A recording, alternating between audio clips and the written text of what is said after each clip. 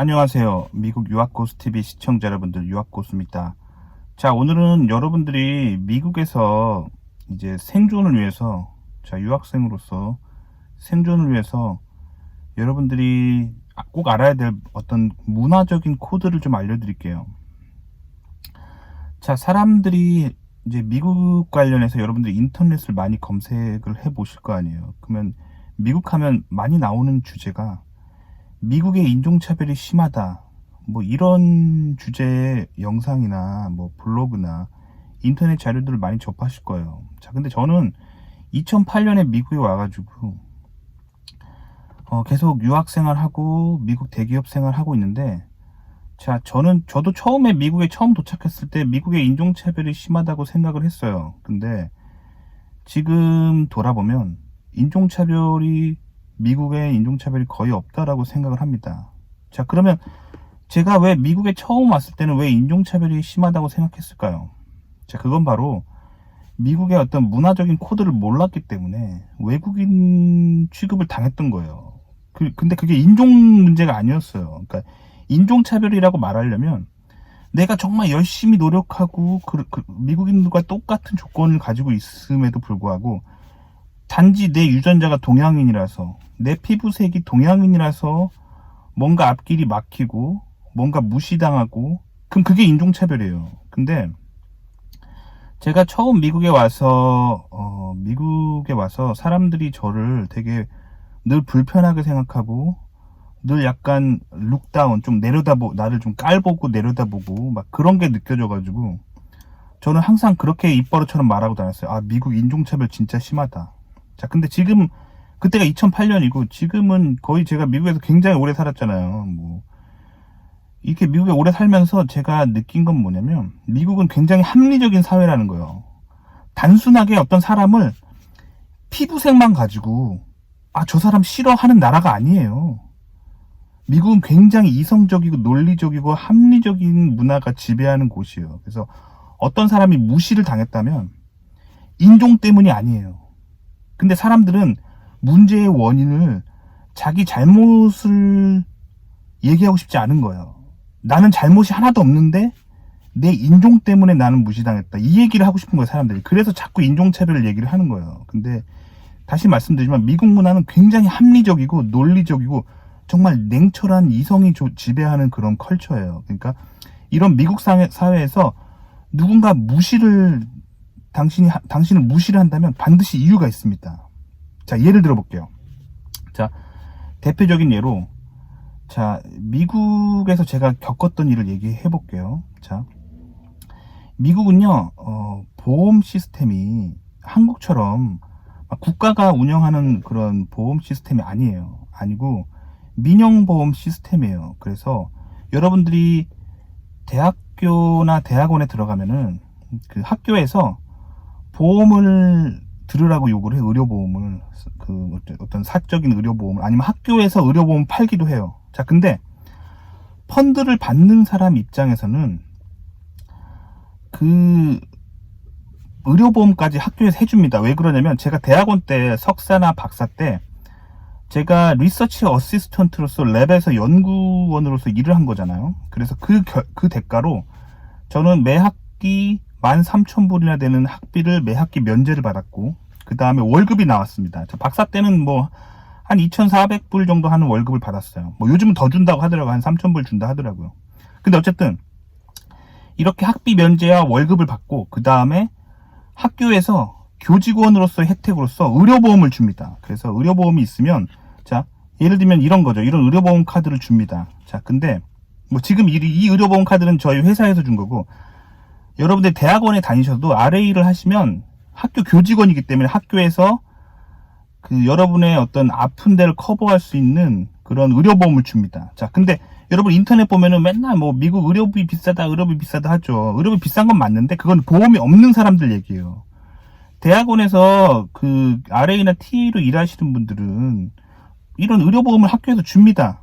그래서 결국에는 뭐 아프거나 뭐 그러면은 의료비 걱정 안 해도 돼요. 뭐 물론 코페이란 게 있어요. 제가 다녔던 학교 같은 경우는 코페이가 있어서, 예를 들면 의사를 한번 만날 때마다 내 돈 한 10불, 뭐 요 정도를 내야 되는 게 있었어요. 그렇기 때문에 결국에 의사 한번 만날 때마다 10불 정도 든다고 보시면 돼요. 뭐 좀 안 좋은 보험은 20불 뭐 그런데 보통은 10불이에요. 자, 근데 그리고 의사가 이제 처방을 해줄 거 아니에요. 처방해주면 그 처방전을 보통 약국으로 의사가 이메일로 보냅니다. 그러면 그 약국 가서 그 약을 픽업을 하면 되는데, 약도 마찬가지예요. 약도 의료보험이 적용되기 전에는 비싸요. 뭐 약 한 번 먹는데 뭐 수십 불 하는데, 그것도 마찬가지로 학교에서 준 의료보험증을 제시를 하고 약을 픽업을 하면 약이 거의 공짜예요. 약이 여태까지 제가 뭐 아팠을 때 약을 픽업했을 때 뭐 대부분 공짜 아니면 뭐 1달러 정도 냈습니다. 아니면 좀 비싼 약 같은 경우는 뭐 한 3달러, 4달러 낸 적도 있는데, 거의 의료보험 커버가 되면은 거의 의료비 부담이 거의 뭐 걱정 안 하셔도 돼요. 무슨 말인지 알겠죠? 자, 근데 제가 이제 어떤 적이 있었냐면, 학교에 입학하기 전에 살짝 아팠던 적이 있어요. 자, 그렇게 되면은 제가 입학하기 전이기 때문에 의료보험이 아직 안 나왔죠. 그렇기 때문에 그때는 제가 보험이 없는 상태인 거예요.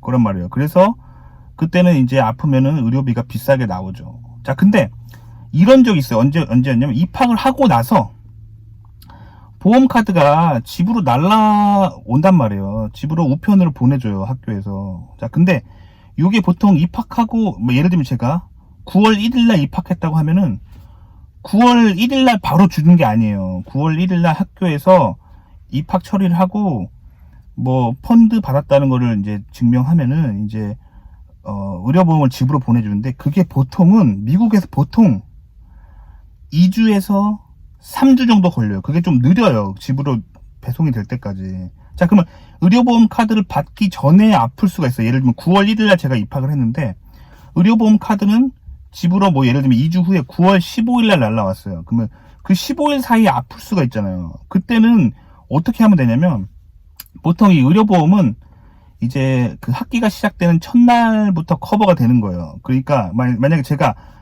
9월 뭐 한 5일쯤에 아팠다 그러면 어떻게 하냐면, 그냥 병원에 혹은 약국에 그냥 가셔가지고 보험 없이 그냥 약을 처방받거나 의사를 만나는 거예요. 그러면 돈이 많이 나오겠죠. 근데 그 영수증을 잘 킵해놓고 있다가 그 영수증을 이 의료보험 회사에다가 연락을 해가지고 의료보험 회사에다가 이메일로 그 영수증을 뭐 스캔해가지고 보내면은 그 보험 처리를 나중에 해주는 거예요. 나중에. 자, 이런 거를 리임버스먼트라고 해요. 그러니까 한국말로 하면 정산. 한국에서도 그러잖아요. 뭐 회사에서 출장 갈 때, 택시 타거나 그럴 때 내 신용카드로 결제한 다음에 영수증 킵해놨다가 나중에 회사 경리한테 이거 정산해주세요 하잖아요. 똑같아요. 그러니까 의료보험 카드가 나오기 전에 아플 경우에 그냥 보험 없이 의사한테 찾아가서, 그러면 돈이 많이 나오겠죠. 뭐 감기 한번 걸려서 의사 찾아가도 보통 막 그럴 때는 150불 이렇게 나와요. 보험이 없을 때는. 근데 지금은 보험 카드가 있어도 아직 안 왔기 때문에 그런 식으로 150불 내고 의사를 만난 다음에 그 150불짜리 영수증을 킵해 놓은 다음에, 자, 그걸 어떻게 하면 되냐면, 이제 보험 카드가 날라오면은 이 보험 카드 앞면에 내 이름과 보험 번호가 적혀 있어요. 그리고 보험 카드 뒷면에는 보험회사 연락처가 있어요. 거기서 전화해가지고, 아, 내가 보험 카드 날라오기 전에 아팠다, 영수증 가지고 있으니까 정산해 달라 하면은 보내면 정산해줘요. 근데 그게 보통 몇 달 걸립니다. 자, 그렇기 때문에 이런 일을 당했을 경우에, 자, 제가 이제 왜 인종차별 얘기를 했냐면, 제가 이런 식으로 보험 카드가 오기 전에 아팠던 적이 몇 번 있어요. 몇 번 있었는데, 자, 그래서 어떻게 했냐면, 먼저 어떻게 하면 되냐면, 제일 쉬운 방법은, 자, 그 약국이나 병원에 찾아가가지고, 자, 내가 니네를 방문했던 당시에 보험 카드를 기다리고 있었는데, 이제 자, 봐라, 보험 카드 나왔으니까 이거를 환불을 해주고, 자, 내 보험으로 다시 차지를 해라 하면은, 그렇게 해주는 사람들이 있어요. 되게 친절한 사람들이죠. 그게 안 되는 게 아니에요. 그 영수증을 환불한 다음에 다시 새로 나온 제 보험증으로 다시 차지를 하면은 되는 거잖아요. 안 될 게 없어요, 이론적으로. 근데 이거를 해주는 사람이 있고 안 해주는 사람이 있어요. 그러니까 제가 예전에 약국에서 이런 적이 몇 번 있었는데, 자, 이걸 해주는 사람이 있고 안 해주는 사람이 있어요. 근데 정말 신기한 게 미국에서 정말 오래 살다 보면 이게 어떻게 공식처럼 나와요. 딱 보자마자 저 사람은 친절하게 환불을 해주겠다, 저 사람은 안 해주겠다, 딱 왁구가 나와요. 저는 알 수 있는데 그거를 저는 입 밖에 내는 순간 사람들은 저를 비난할 거예요. 저 사람 인종차별주의자라고. 근데 제가 말씀드렸지만 미국에서 일어나는 이런 현상들은 단순하게 인종 때문에 일어나는 게 아니에요. 단순하게 내 피부색 때문에 일어나는 게 아니라, 이런 차별이 그 사람이 나고 자란 문화가 얼마나 뭐랄까 여유가 없고 강팍하고 힘들게 살았는지, 그게 이제 그 컬처 코드 속에 있는 거예요. 자, 그래서 예를 들면 미국에서 좀 그 내국인이라고 할 만한 사람이 약국 직원으로 있잖아요. 그러면 제가 상황을 설명하면 아주 친절하게 환불을 해줘요. 환불을 해주고, 그래요, 그런 일 있었군요 하면서 이제 보험카드 나오셨으니까 자, 환불 받아 가시고, 자, 님의 보험카드로 다시 차지할게요 하고 그냥 한 5분 만에 해줍니다. 굉장히 여유롭고 너그럽고 뭐랄까 관용적인 태도죠. 근데 어떤 직원들은 딱 보자마자 그걸 왜 나한테 그래요, 보험회사에 전화해가지고 정산 받으세요, 보험회사에 정산을 받으세요, 이미 당신 나한테 우리 여기 약국에다가 이미 돈 낸 거니까 냈으면 끝이지, 정산 받으려면 당신 보험회사에 연락해, 이렇게 쌀쌀맞게 나오는 사람이 있어요. 뭐야 하고 딱 보면은 항상 그 나라 사람, 그 나라 출신의 문화 코드가 항상 보여요. 항상 그 나라 사람, 그 출신 사람들이 있으면 항상 그렇게 뭐 도와주지 않고, 뭐 이렇게 편의를 봐주지 않고, 뭐 조금도 관용이 없어. 근데 항상 걔네 나라 애들이야. 그러니까 제 마음속에 항상 또 쟤네들 만났으면 또 용서와 관용과 관대하고 친절은 없겠군, 이렇게 생각하게 되는 거예요. 근데 이게 굳어져 버리면, 사회 간섭적으로 굳어져 버리면 이제 저거 인종차별적인 생각인데, 이렇게 생각하게 되는 거예요. 근데 제가 그 약국 직원을 제가 이렇게 막 그렇게 판단해 버린 게 그 사람의 인종 때문이 아니에요. 그 사람의 피부색 때문이 아니에요. 그게 아니죠. 그 사람이 가지고 있는 컬처 코드, 절대 유도리가 없고 용서가 없고 관용이 없고 관대하지 않은 그 나라 출신의 어떤 그 강팍한, 그리고 그 없어 보이고 그 여유 없는 그 문화, 남한테 조금도 안 도와주려고 하는 그 문화, 나는 그게 싫은 거예요. 그래서 그 나라 사람들이 그것 때문에 싫은 거예요. 무슨 말인지 알겠죠? 그러니까 저는 다음에 그 나라 사람들 만나면 자꾸 피하고 싶은 마음이 생기게 되는 거예요. 왜냐면 항상 그랬어. 항상 그 나라 사람이 직원으로 있으면 안 도와줘, 잘. 그 나라 사람들 딱 얘기를 하면은, 제가 사실 그 나라 문화를 알아요. 굉장히 못 사는 나라고, 먹고 사는 게 힘들고, 그래서 남을 잘 안 도와주는 나라예요. 그러니까 그 사람 몸에 한평생 그렇게 살다가 미국에 이민 와서 그 컬처 코드가 몸에 배어 있는 거예요. 그러니까 저는 항상 그 나라 사람들을 만나면 이게 항상 불편한 거예요. 그래서 저는 약국을 갈 때 항상 그렇게 강팍하고 남 안 도와주고 그런 사람이 직원이 있는 곳을 피하게 되는 거예요. 근데 저 같은 이런 패턴을, 이렇게 미국의 깊은 문화 코드를 모른 채 겉으로만 보면은 저 사람이 인종차별하네 라고 느낄 수가 있는 거예요. 마찬가지로 저도 처음에 미국 왔을 때 제가 무슨 일을 할 때마다 이렇게 미국 내국인들이 저를 막 피하고 싫어하고 막 그러는 거예요. 왜 그러냐면 제 몸에 한국에서 가져온 그런 강팍하고 뭐랄까 여유 없고 그 남에 관대하지 않은 어떤 그런 뭔가 문화 코드가 있었기 때문에 미국 내국인들이 그런 저의 모습을 싫어했던 거예요. 제가 동양인이기 때문에 싫어하는 게 아니에요. 무슨 말인지 알겠죠? 그러니까 이게 뭔지 깨달으려면 미국에서 적어도 한 10년은 살아야 돼요. 저는 이제 그게 뭔지 알아요. 그래서 저는 이 한국에서 제가 가져온 그런 뭐랄까 약간 후진국적인 그런 문화, 그런 것들 다 버렸어요. 버리고 선진국적인 문화를 이렇게 몸에 항상 배어 있게 하려 하거든요. 그렇게 행동하자 미국 내국인들이 저를 굉장히 편애하게 생각하고, 저는 지금 친구들이 되게 많아요. 미국 내국인 친구들이. 저는 백인 친구들도 많고, 뭐 백인 아닌 뭐 동양인이나 뭐 흑인이나 뭐 멕시칸이나 다양한 친구들이 있는데, 이제 아무도 저를 외국인 취급하지 않고 저를 무시하지 않아. 왜냐면 저는 이제 미국에서의 문화 코드를 잘 알기 때문이죠. 그리고 특히 이제 처음에 이제 미국 왔을 때 백인들이랑 좀 친해지기 힘들었었는데 이제 그 이유를 알았어요. 백인들이 저를 인종차별한 게 아니었어요. 그게 아니라 제가 문화 코드가 정말 그들과 안 맞았기 때문이에요. 근데 이제는 제가 백인 친구들이 되게 많거든요. 회사에서 요즘 친하게 지내는 애들이 거의 다 백인이에요. 그러니까 그만큼 이제는 문화 코드를 잘 알기 때문에 미국인들과 쉽게 다가설 수 있다는 거예요. 그래서 지금은 그런 약국에서 제가 사람들하고 불편을 겪었던 것들에 대해서 좀 에피소드를 얘기해 봤어요. 그래서 저는 약국이나 뭐 슈퍼마켓이나 어디 갈 때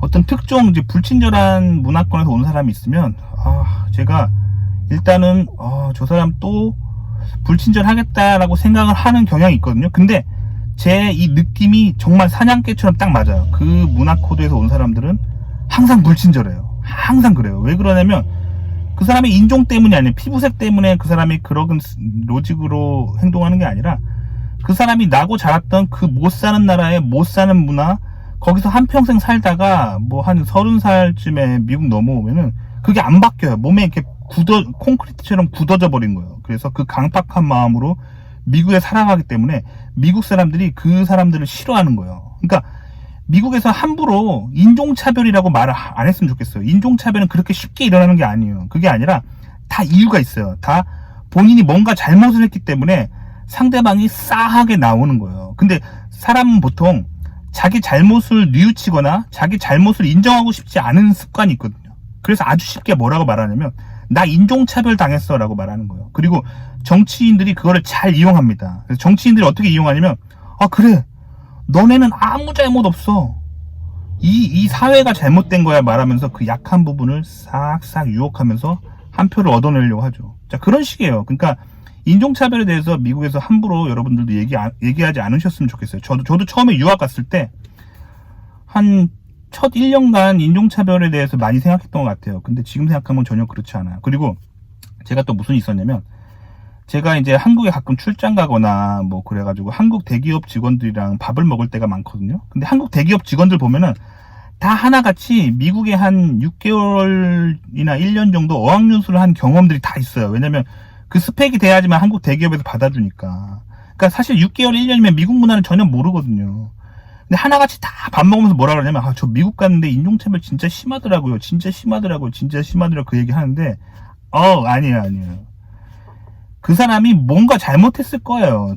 제가 그 비디오 카메라로 그 사람 행동을 다 보지 않았지만 제가 딱 보면은 왜 욕먹었는지 알 수가 있어요. 아시겠죠? 자, 그러니까 인종차별에 대해서 함부로 얘기하지 맙시다. 도움이 되셨길 바라고요. 좋아요와 구독 눌러주시고요. 다음 시간에 또 뵐게요. 그럼 안녕히 계세요.